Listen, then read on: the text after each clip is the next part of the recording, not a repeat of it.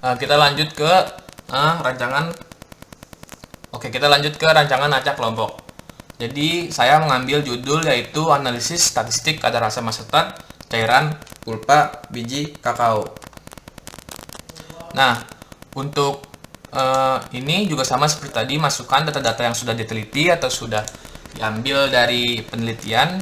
Jadi di sini kita mendeteksi atau meneliti, peneliti ini meneliti bagaimana pengaruh waktu fermentasi dan konsentrasi ragi tape terhadap kadar asam asetat cairan pulpa biji kakao. Begitu. Di sini ada dua kelompok atau dua faktorial yang dimana ada tiga taraf, yaitu ada H1, ada K1, K2, K3. K0, K1, K2 maksudnya. Berarti itu konsentrasi dari ragi tapenya. Dan H itu ada dua, ya ada tiga.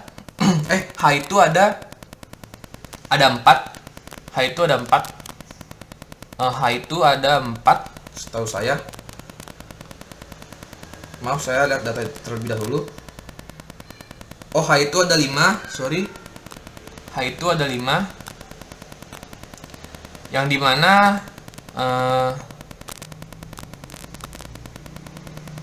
sorry.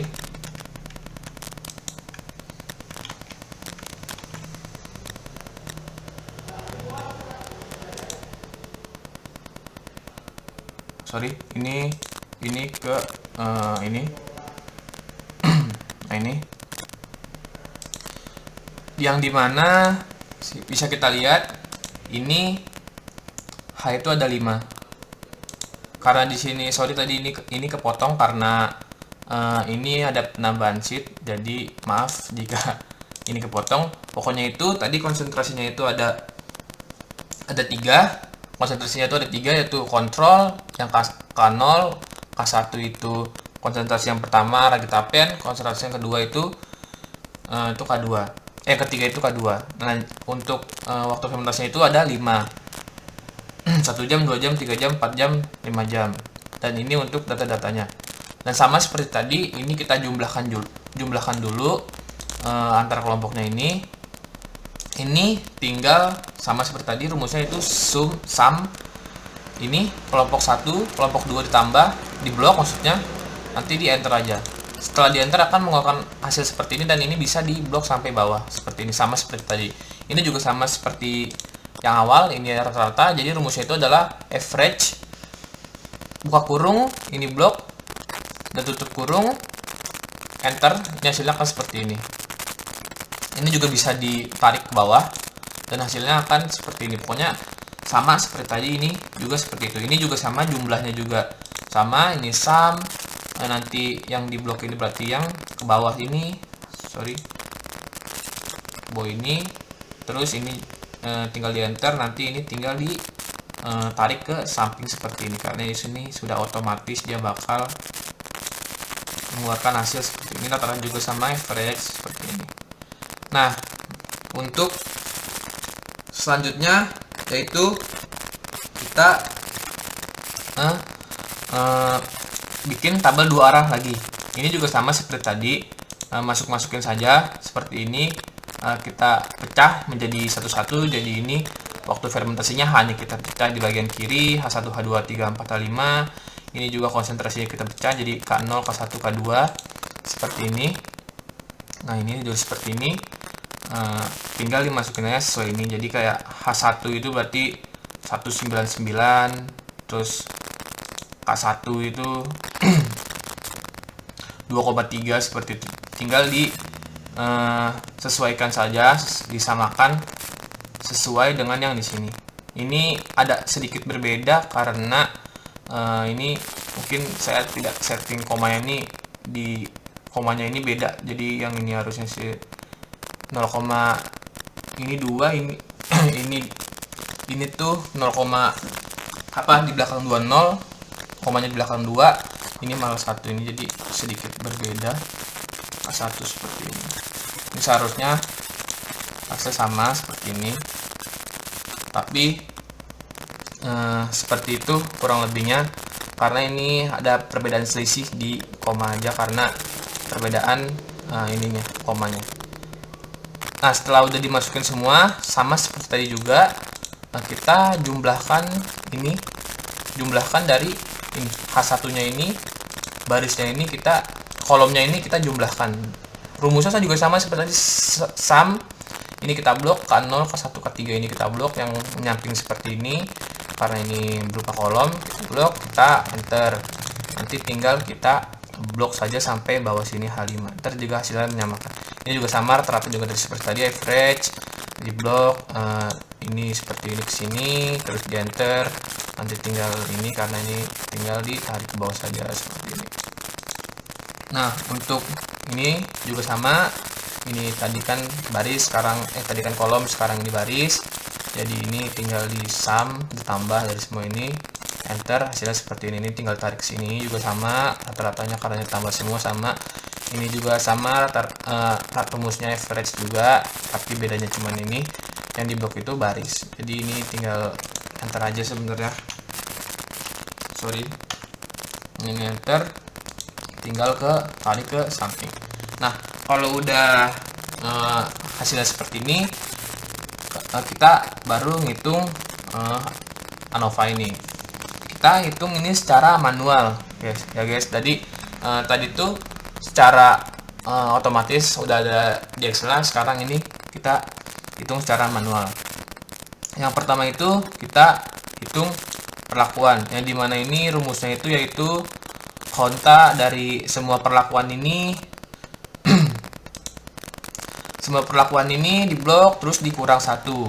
Ini ada 15, jadi hasilnya itu 14. Sorry, ini harusnya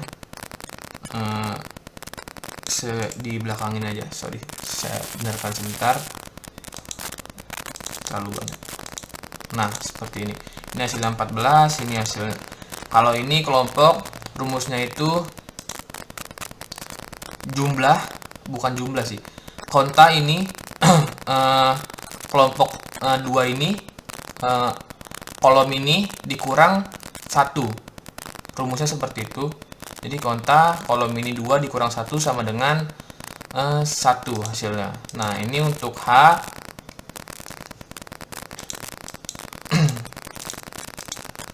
Untuk H itu 4, karena itu 5 dikurang 1, dan ini K itu 3 dikurang 1 karena ada 3 rata-rata, 3 konsentrasi, jadi ini dikurang 1 menjadi 2. Nah, ini 5 itu berarti ada H, waktunya itu 5 dikurang 1 nih. Ini kan waktunya ada 5 nih, H5 dikurang 1 jadi 4. Dan kalau K-nya itu 3 dikurang 1 jadi 2. Nah, untuk interaksi rumusnya itu perlakuan dikurang H dikurang K. Jadi hasilnya itu 8. Nah, untuk galat rumusnya itu bisa dilihat di sini. Rumusnya itu yaitu C47 total dikurang 14 dikurang 1 dikurang 4 dikurang 14 dikurang 1 gitu. Jadi total galat itu 14. Lanjut ke total ini. Kalau total itu rumusnya itu ini kelompoknya semua di blok, kelompoknya semua di blok, terus tinggal dikurangkan 1 sama seperti tadi, dan hasilnya 29. Sebenarnya ini yang dihitung dulu sebenarnya ke total, perlakuan, baru kelompok, setelah itu K, interaksi, baru galat. Setelah itu next kita hitung JK-nya. JK-nya itu kita hitung rumusnya yaitu sum SQ.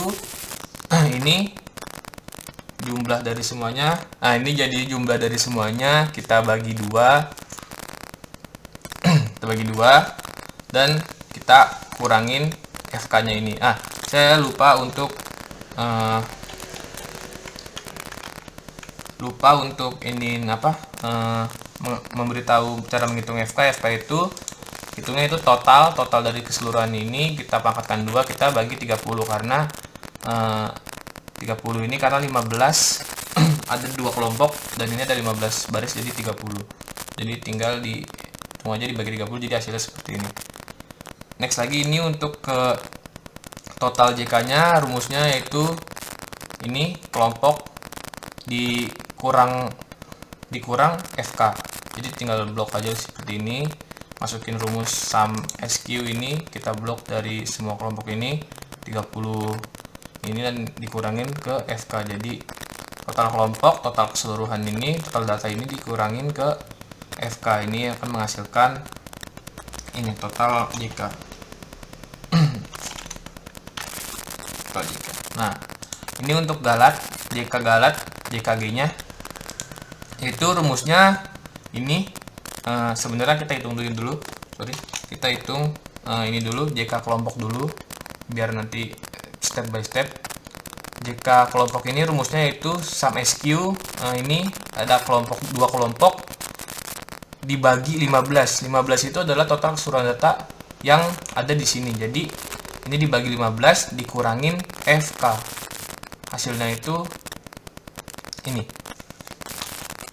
63 ini hasilnya. Nah, jangan lupa untuk selalu memakai rumus ini adalah sum SQ.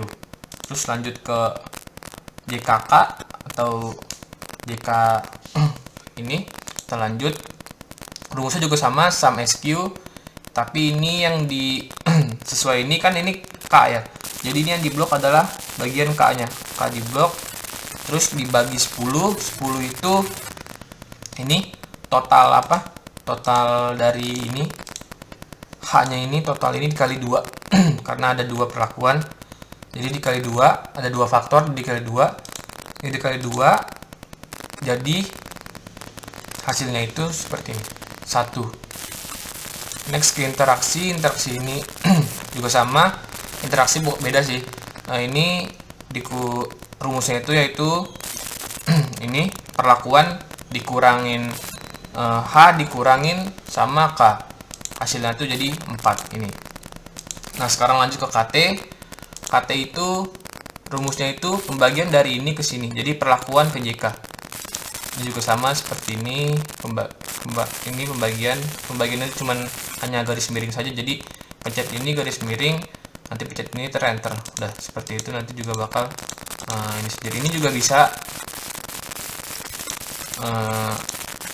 diblok kayaknya. Bisa diblok juga sama seperti itu. Dan ini juga sama, have hitungnya ini rumusnya yaitu ini KT dibagi ini galat, KT perlakuan dibagi galat perlakuan. Ini rumusnya. Ini kita lihat yang ini. Sesuainya jadi kayak misalkan ini perlakuan, jadi perlakuan dibagi galat. Ini kelompok, berarti kelompok dibagi galat. Ini juga bisa otomatis, tapi ini harus dikunci dulu memakai dolar seperti ini.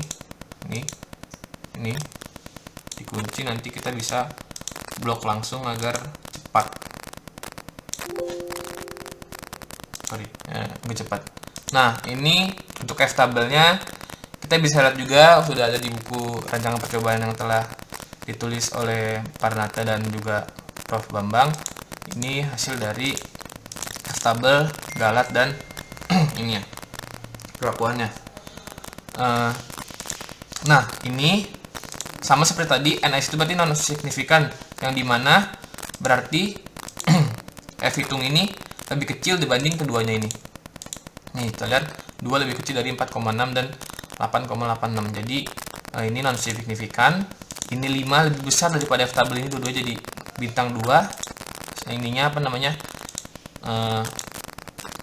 Tulisannya ini juga 5 lebih besar daripada 311503. Ini juga bintang 2 dan ini 0. Di 0 berarti lebih kecil dibanding F tabelnya. Mau itu 1%, mau itu 5%, itu lebih kecil. Jadi kita masukin ke kita tulis NS. Nah, next kita ke ini.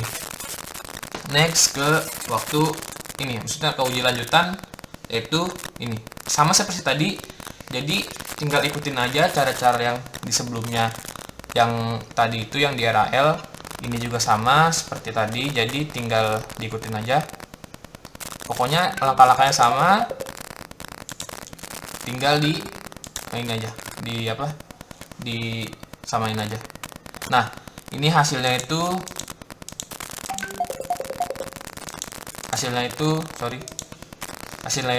non signifikan karena ini lebih kecil dari ini. Lihat ini 2 lebih kecil dibanding ini juga lebih kecil nih dua-duanya. Ini lebih kecil juga, ini lebih kecil, jadinya non signifikan. Ini juga lebih kecil, bisa dilihat. Jadi ini, jadi seperti itu. Next ke faktor H nya. Ini kan faktor K tadi kan ada 2 faktor, sekarang faktor H nya ini juga non signifikan karena ini lebih kecil dibanding ini berdua. Karena ini lebih kecil, jadi ini non signifikan, yang juga lebih kecil non signifikan. Sama lah pokoknya. Ini kalau bintang 2 berarti ini dua-duanya lebih besar di 5% dan 1% lebih besar, ini jadi lebih besar. Ini non signifikan, ini bisa dibandingkan sini non signifikan, ini juga ini lebih besar dibanding ini, lebih besar, ini lebih kecil dibanding ini. Jadi non signifikan. Ini untuk notasinya AA, AAB, BC. Nah, dari hasil yang kedua ini bisa dibahas hasilnya itu dominasi pengaruh faktor H menunjukkan pengaruh yang paling dominan terhadap kadar asam asetat dalam cairan pulpa biji kakao. Perlakuan H4 dan H5 menghasilkan kadar asam asetat tertinggi yang menunjukkan bahwa kondisi yang direpresentasikan oleh tinggi faktor H sangat mendukung aktivitas mikroorganisme penghasil asam asetat, khususnya bakteri asam asetat. Faktor K tidak memberi pengaruh yang nyata terhadap kadar asam asetat, dengan semua level K menghasilkan hasil yang tidak berbeda secara statistik. Tidak terdapat interaksi yang signifikan antara faktor-faktor yang diuji, menunjukkan bahwa efek masing-masing faktor bersifat independen. Terdapat 2 kelompok besar berdasarkan kadar asam asetat.